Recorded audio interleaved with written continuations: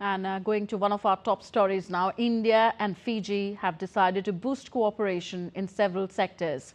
And to discuss this, we have with us Gitesh Sharma, former Indian High Commissioner to Fiji. Welcome, Gitesh ji, to DD India. Following the meeting between Prime Minister Narendra Modi and Fiji Prime Minister Sitiveni Rabuka, the two countries have decided to strengthen mutual cooperation in defence and security sectors. Could you shed some more light on the nature of this cooperation in these two vital sectors and about the action plan that has been worked out? Well, good evening to you, and absolutely delighted to be on your show tonight. It's a transformational visit and represents a new era in India-Fiji relationship. And obviously, defense ties is a biggest indicator that our two countries have an understanding across several sectors, and we are able to trust and have confidence in each other. There has been a dialogue in the defense sector for some time, and Prime Minister Modi had in fact initiated this transformation of our ties in 2014 when he had gone there. Since then, there has been a talk about India coming to Fiji's assistance in terms of its maritime needs.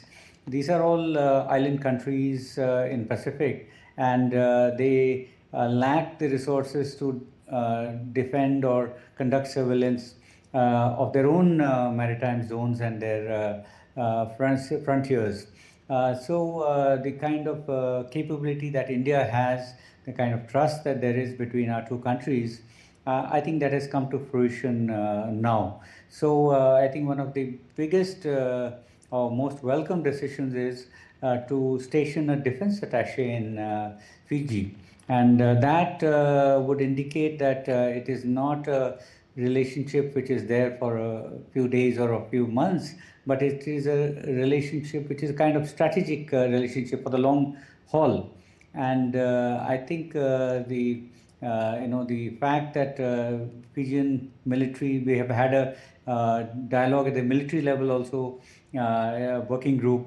So they have discussed across the board the kind of areas where India could assist the Fijian side in terms of technical know-how, in terms of providing them certain kinds of equipment support, training support, and other kinds of security assistance. So ultimately, I think with the defense attaché, resident defense attaché, I think that's a sign that we are looking to continue this cooperation for a very long time. So this is a landmark kind of understanding. Okay. Prime Minister Modi complimented the Fijian Prime Minister for championing the concept of ocean of peace in the Pacific region. Could you explain the strategic significance of this ocean of peace description, as also the importance of the two leaders reaffirming their commitment to supporting an open, inclusive, prosperous Indo-Pacific?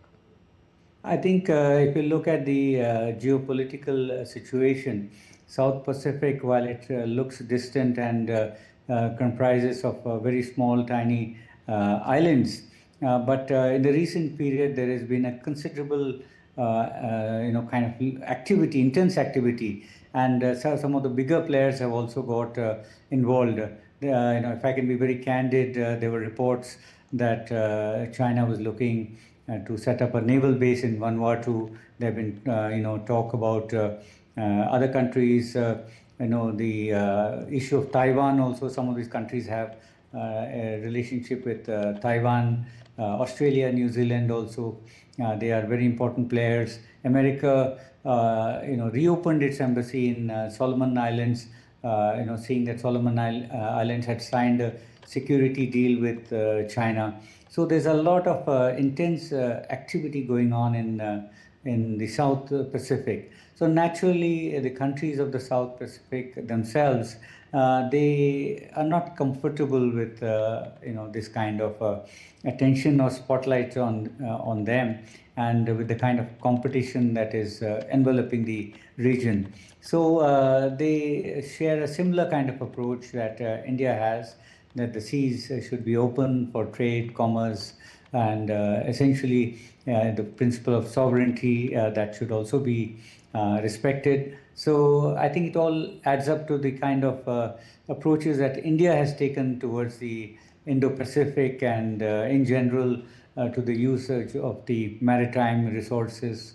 So it has this kind of concern that the Pacific Island and Fiji have raised. So they find it encouraging that India is on their side. Okay, pacts were inked today between both the sides on capacity building and quick impact projects. Could you amplify on these MOUs and what they entail, and also tell us about the substantial potential for trade and investment between the two countries? Let's be realistic. Fiji itself has a relatively small population base. It's less than 1 million.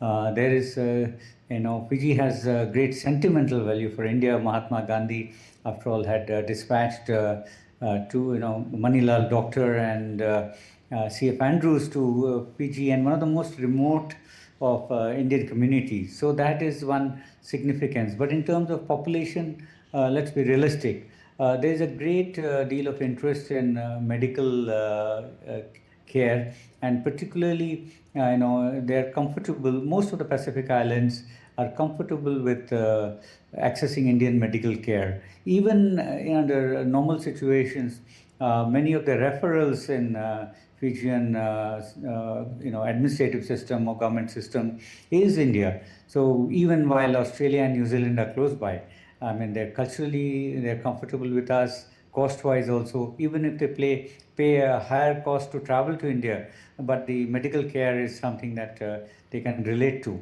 But this has been a long-standing demand to set up a super specialty, hospital in Fiji, and this has been talked about for a long time.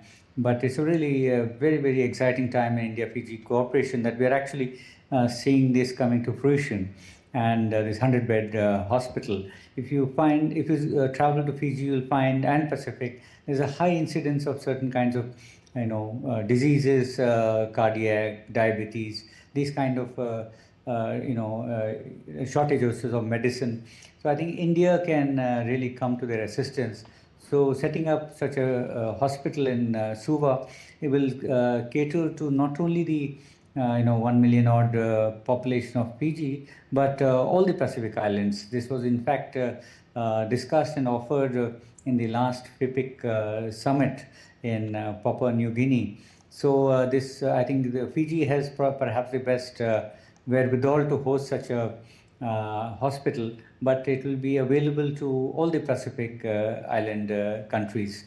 The other kinds of agreements, for instance, on mobility, I think professionals also, the recognition of certain kinds of degrees.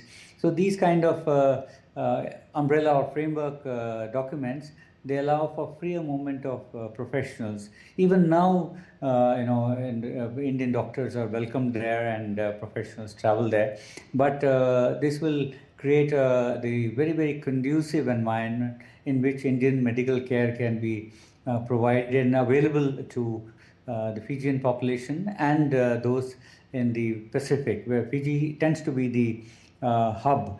There are other kinds of understandings, and so all of them, for instance, I think the setting up of a chancery, our own chancery and their chancery here, I think that would suggest kind of commitment to each other. Once you build a house, you want to stay there. So I think that is something to welcome.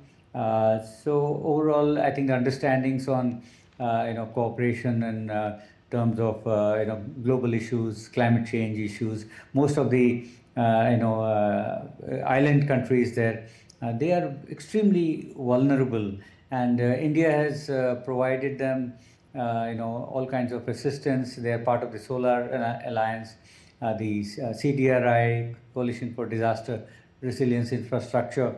So India is one of the first responders, even though it appears some distance from India. And India did the COVID also, if you recall, yes. that when every country held on to its stocks, I think it was a wonderful kind of gesture by India, and it was widely welcomed in the Pacific that India actually supplied. That's why PM Rabuka said that he appreciates India's leadership in voicing and amplifying the Global South members' voice. We leave it here. Thank you very much, Gitesh Sharma ji, for being with us on DD India News. Thank you.